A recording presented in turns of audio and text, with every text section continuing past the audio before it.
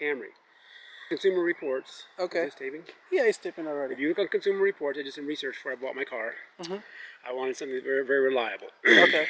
And Camry is one of the most reliable on cars that's ever been made. And I also wanted something that was going to have good gas mileage. So this is a hybrid. Okay. And when you go to Consumer Reports, you see all the things, the pros about various vehicles. There's one con. Everybody has one. One bad thing about a Camry is everybody has one. Okay. So. Okay.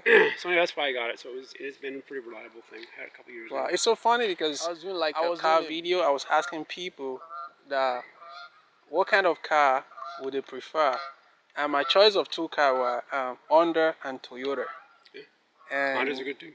And a lot of people mention Toyota. You see them all over the place. Yeah, I asked them why. They said durability, gas mileage, and all that. And the part are very easy to buy. Say your car has a problem, the part is all over the place. Easy to it's find everywhere. because everybody has one. That's right. Wow. If you don't mind me ask you, right? Where did you start your traveling from? So this particular trip started in Michigan. Okay. And I spent the first night in Mandan, North Dakota, just outside of Bismarck. Okay. Where the Lewis and Clark expedition spent their first winter. Okay. And I camped under a picnic table. Okay. Because it wasn't raining, it was just cold. And I have a down sleeping bag and a pad, so it's easy to stay warm. Wow. Second night I spent in the headwaters of the Missouri River in Montana. Wow. That's where Lewis and Clark wound up their second year because they were trying to discover a path, a river passage from the Mississippi to the Pacific Ocean. Okay. So they went up the Missouri River. Yeah. And when they got to the headwaters of the Missouri River, they couldn't go anymore. Wow. So then they wound up. They met Susquehanna. Wow. And Susquehanna, no, not Susquehanna. No, it's an Indian gal. I forget her exact name. Sacagawea. She met Sacagawea. What's Sacagawea? She was an Indian gal that had been kidnapped by it was the Blackfeet or whatever Indians were around the headwaters of the Mississippi. She was actually Nez Perce, I believe it is. Okay. And she lived on the other side of the Cascades, with the Rockies, the Rocky Mountains. Yeah. And she helped them get back across the Rocky Mountains. They connected to the Columbia River, and then they made their way out to the Pacific Ocean. Wow. The third night I spent in Wampanoag State Park, above the Columbia River. And then the next night I spent in the hostel, the Green Tortoise Hostel in Seattle, which I would highly recommend. I would highly recommend hostels anywhere, but hostels are a great way to travel because they're inexpensive. You meet people. And I was right downtown Seattle, so I could see all the sights and everything like that. Wow. When you first started, right? How many hours did you drive before you stopped? Before I stopped? Yeah, before you had your first stop. My first leg was my longest leg because I wanted to make the time, and it was about 13 hours. Straight? Well, I mean, stop for gas. Yeah. Yeah. That's 13 hours. Your journey in the morning, or definitivamente. That means definitely in Spanish. So, yeah, of course, and then about 5 o'clock in the morning. 5 a.m.? Yeah, so I got to my campsite around 8 or so. Wow. It was dark. Was you happy? I like traveling, so yeah. I like making progress, and so it's just traveling. So how many states did you pass through? You have to cross from Michigan over to Seattle. So I don't know, that's about, Washington, Idaho, Montana, North Dakota, Minnesota, Wisconsin, and Michigan. I don't know, that's 7. Wow. And here you are in Oklahoma, right? And then I left Seattle, because I used to live there. And I hiked a little bit in Seattle, spent a few days there, walked around downtown. Okay. And met some people that I knew. And then I drove from there to Twin Falls, Idaho. Stayed there overnight. And then I drove from there to Phoenix to see my brother. Stayed with him a couple of days. Wow. Hiked up the what's it called? Camelback Mountain with my pack right there. Yeah. Which was I'm an old guy, so it was a killer hike. But I got to the top, and it was a very popular hike. And the next day I hiked another much more easier trail on the north side of Phoenix. Wow. And then the next day, after my brother and I had a couple of dinners and a few conversations, then I started on my way back. I spent my first night in just east of Albuquerque. Oh, that's New Mexico? Okay. And then this is my next night. Did you pass through Texas? I know. Yeah, passed right through it, the Panhandle. Oh, I didn't stay in Texas. oh. And then my next night will be in St. Louis. St. Louis is just right there, Missouri. Yeah. Yeah. And then I'll like be in 5 Michigan. hours from now. Yeah, it's an easy ride. Wow. So what's the time of the year do you think is okay to? September is the best September? time in the northern hemisphere. Okay. Because temperatures are cooler. Okay. Tourists are, It's not kids too are back hot. home. It's not so busy, and the bugs are gone. You don't have very many bugs around. I don't know about home, but wherever you go, you don't have very many bugs. So it's just kind of perfect for. And springtime is iffy because it's so wet. The snow is melted, the ground's wet, everything's wet. It might be good weather, but everything's wet. At the end of the summer, things are dry, the bugs are gone. It's just much nicer. Wow. So, what are the things somebody need to, to have if you had to spend a night like this? Well, there's lots of ways to camp. Okay. Now, so this little tent right here, Yeah. I typically, this is one of the few times I've done what I call car camping. This is Oh, where you throw okay, stuff in the back of the car. You can take more, but typically what you want to do is you load your pack and you take your tent and your sleeping bag and other stuff that you'll need. And I usually go into the backwoods. So I use hike the Pacific Crest Trail in Washington State and other places, and you stay overnight. Okay. And so this is all you have. Okay. And your legs and whatever else you're carrying. You don't have a car. Okay. And you're out there, and so what you take with you, you can't buy something if you forgot it. Okay. You've got it. And so you have a list of 10 essentials. WTA.org, Washington Trails Association.org is a great site to learn how to, camp in the backwoods. Okay. But that's a different topic. Another topic is car camping. Car camping. That's when you do basically your tent stuff. Okay. And you throw it in the back of there, but then you drive someplace. You do find a place that they'll take a tent. Not all RV parks will take a tent. This one does. And then you throw up your tent and you talk to people like yourself. Okay. So you need to have like a water, headlights. You need a good bag. A tent, you gotta have a good tent. Okay. You gotta have like last night it rained. It rained pretty hard outside of Albuquerque, so you had to have a rain fly. If it rain, can rain go through this? That's it. This is. Okay. Put this over your tent. This is just the netting. You put that over the tent, and it keeps it nice and dry. Okay. Does the rain goes through the Oh yeah. when you sleep? If I have my rain fly up, no. Wow. I'm just nice and snug and comfortable. Wow. So yeah, I mean it rained fairly hard last night, and I was nice and dry. Wow. Just listening to the raindrops. Yeah. Because it's so funny because on YouTube sometimes they have some videos that could run for like hours. The rain drops.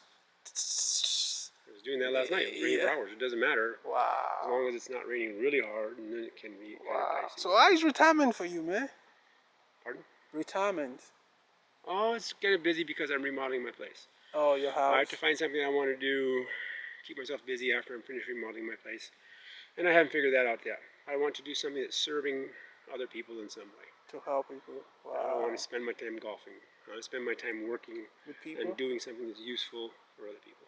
It's so funny how people, I've spoken to a few people, every time they retire, they always want to do something. They'll be like, okay, it might not be something serious, but they just need a place to go to, just to work. And some of them, they might even do it for free. Yeah. But what's the point of you retiring and you still want to go back to work? Because work is what gives a lot of purpose to a lot of people's lives. Oh, okay. So when you are younger and you work, maybe complain about it. Okay. But when you're retired and you're not working, you complain about that too. Wow. So when you retire, right? How long does it take you for you to start feeling like, man, I feel like I need to... See, that's the thing about it, because I retired last year. I'm so busy with my place. I have all kinds of stuff to do with my place. Okay. But I really haven't been bored. Wow. So next year when I'm finished, I will be, and I'm going to have to find something else to do. Wow. But I had a lady, her name was Brinkley. Okay. Her last name was Brinkley. She was in in Honduras. I forget the name of the city. Okay. But she gave me some good advice one time. She said, she was like in her 80s. She said, if you want to live a long time, it doesn't, maybe people don't want to live a long time, but she says, grab onto something that's much bigger than you are, and just try and make it happen. Wow. And she used to coordinate with the Honduras government. She had a hotel in this place. And she maintained that, And then she worked with the government to try to do things for Honduras, and so she was actively involved in things that were much bigger than herself. Wow. Keeps your mind busy, keeps your body busy, keeps you involved, keeps you meeting other people. Do you think you're old now in your mind? I'm older than I was. No, do you think, because some people could be old, they might have like a young mind, and it's like you said. I don't think I'm old. Okay. But, for example, my friend Bob and I went on a hike through the enchantments one time. It was going to be a day hike. And we passed this family, mother and father, and their teenage son and daughter.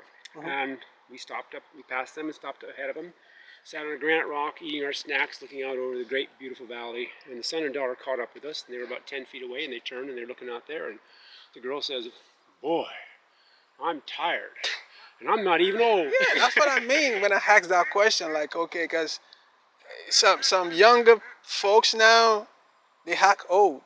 And the older people, they act like they're young. I think it has more to do with state of mind. If you don't have something that's keeping you busy, that's keeping you mentally occupied, then I think you're going to feel like, what's the point of it all? Wow. I am a Christian, and so I know that there is a point to it all. If you have no faith, you might very well ask yourself, what's the point of it all? If you're not being so-called successful and things like that. But as a Christian, there is a point. Wow. Do you think time runs very fast? Time goes, well, actually time is relative. We know that because Einstein, right in the turn of the 20th century, came up with his theory of relativity, and part of that was that time is not the same for everyone. Okay. But we also know that in our everyday life, because how long a minute is depends on which side of the bathroom door you're on. You are, yeah. Yeah, you're right.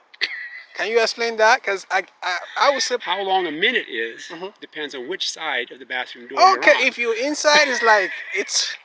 But if you're outside and you wanna pee, it's like it's taking time. Whoa. So, yeah. Time doesn't go over. Time just passes. On us terrestrial creatures, we all get the same hour each day. Wow.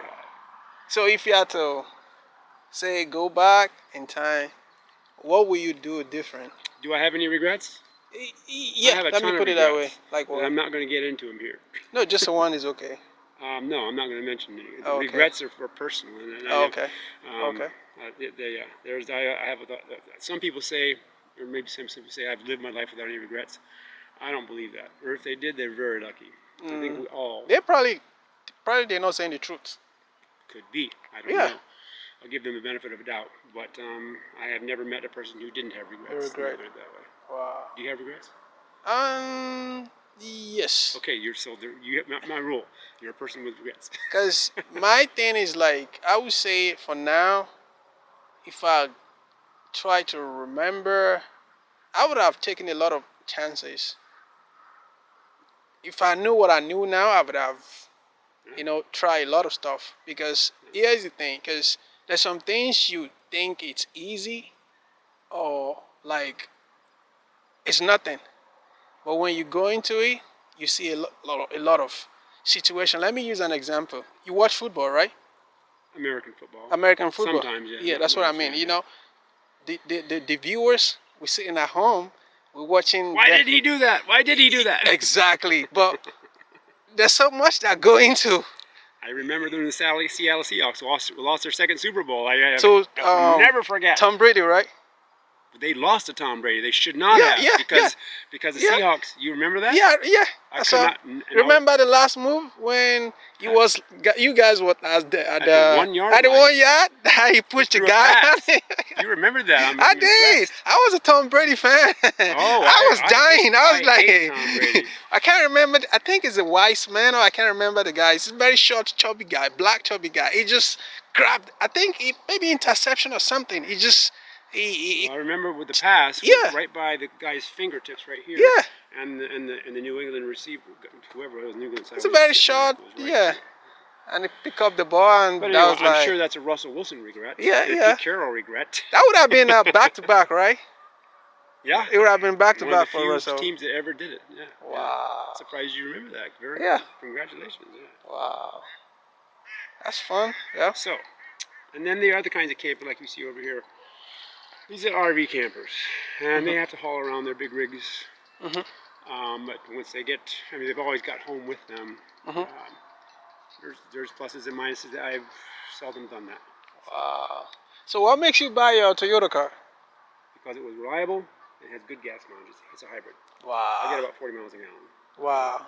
So 45. Okay, this is hybrid, right? Can you charge it? Like, it charges itself. Oh, okay. It has a battery, so it runs off both battery and gas. Oh, so you don't have to plug it in? You don't have to plug it in. Wow. Wow. Wow, that's pretty cool, man. That's pretty cool. That's pretty cool. That's pretty cool, man. It's been a wonderful night, you know, talking to you. Likewise. You're a nice brother, man. Huh? I said you're a nice brother. Oh, thank you. Yeah, you, as well, you just made my day today. Okay. Thank you so much, brother. You're welcome. Stay blessed.